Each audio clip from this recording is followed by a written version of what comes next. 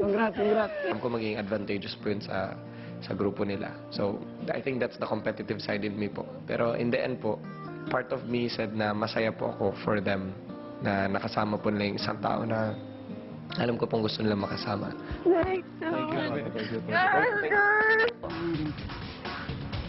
But to be honest, I was shocked. At first, I was like, why are they asking me to help them with their task? But then I realized why.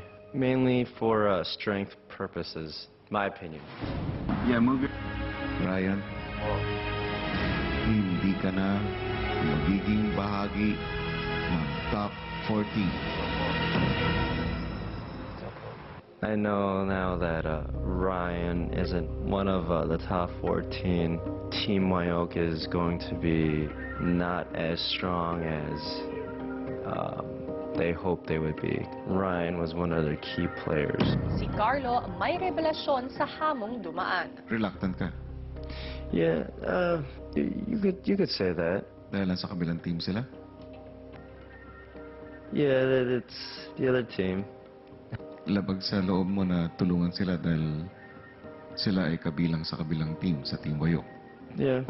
How much effort did you put in? I had a feeling this question was gonna. Yeah, I put just enough effort to lift Ryan up. But not enough to win. Well,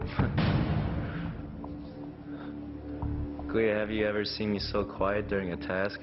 But if I was put in that situation, or if it was high voltage with me, I probably wouldn't have. Excuse me. I wouldn't have stopped as much. I wouldn't have rested as much.